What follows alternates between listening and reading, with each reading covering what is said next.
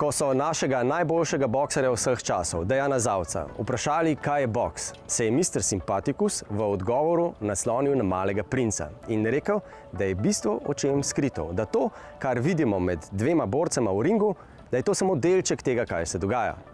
Če mislite, da se na boks naslanjamo zaradi avta v ozadju, ki ima vgrajen v zadnjem delu boksarski agregat, se motite. Bistvo je očem skrito. To je Speedster.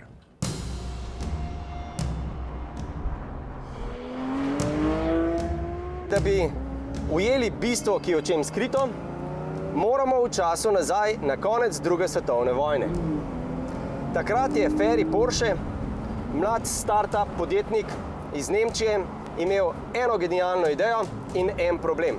Imel je idejo, da je trg pripravljen za lahek, zanesljiv športen avto, ki ga sam na trgu ne najde in misli, da bi ga bil sposoben narediti. Problem pa je bil, da je njegov oče bil takrat v Franciji v zaporu. Njegov oče ni bil kdorkoli. Njegov oče je bil tisti prvi avtomobilski Porsche, ki je naredil hrošča, pa električni avto, pa prvi hibridni avto, se pravi človek genialnega inženirstva. Očetov nemirni inženirski duh pa je več kot očitno preskočil na sina. Ker po drugi svetovni vojni v Nemčiji za mladega podjetnika z očetom v zaporu ni bila najbolj ugodna podjetniška klima, je Ferry svojo vizijo začel graditi v garaži v naši soseščini. V avstrijskem Gmundu, slabo uro vožnje od Kranjske Gore, je namreč nastalo prvih 50 Porschejev. Ker za bolj resen zagon podjetja ni imel denarja, je bil vesel prav vsakega kupca. In ena izmed njegovih prvih kupcev je bila Jolanda iz Züricha. Zelo zanimiva ženska, ki je rada letela z jadralnimi letali in potovala po Afriki.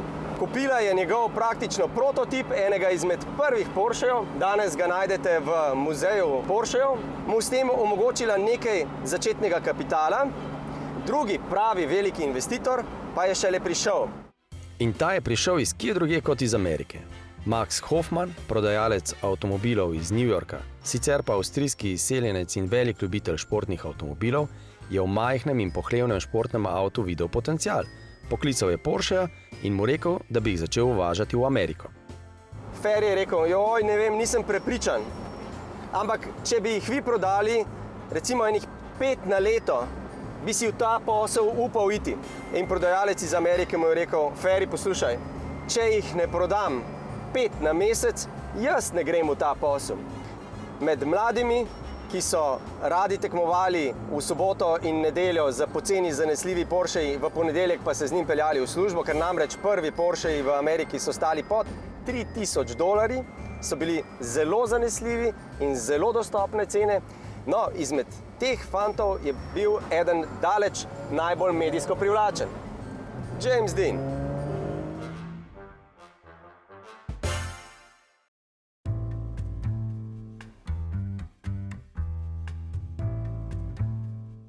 I think the Speedster variant of the 911 is a very exclusive one that happens not very often, what we can see in the cars behind us. So it's always a very special moment in the history of a 911 if we decide to make a Speedster. There must be a special occasion. This time it was the 70th birthday of Porsche, and we decided to make from a 991 generation a Speedster. Who is the typical buyer of Speedster? Honestly, I would say it's collectors. It's definitely the top rank of our customers. We have a lot of fans meanwhile, and as it's a limited car, immediately we had a lot of requests from our well-known collectors that are looking for such a car.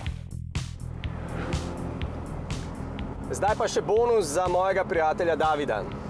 Ko govorimo o Speedsterju, govorimo pravzaprav o preteklosti in o tem, kako je Porsche za hip poskušal ustaviti čas. In David večkrat na včasih bolj, včasih manj prijazne načine pove, kako velika časovna razlika je med nama. David, tole ni avto zate. Je bolj analogen kot digitalen. To ni avto za ljudi iz digitalnega časa, za recimo Instagram influencerja. To je avto za moške stare šole. analogne, z ročnim menjalnikom in z elektroniko, ki zelo, zelo pozno prime. Za moške z dobrim starim občutkom.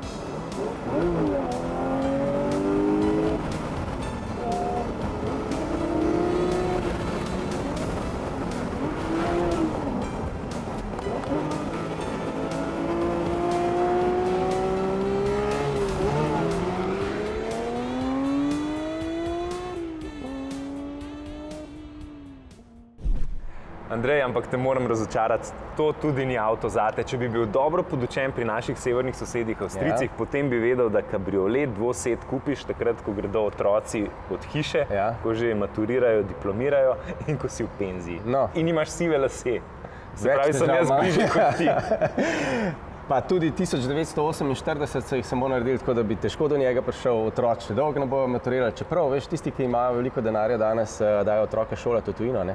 Ja, in jim potem nič več ne ostane.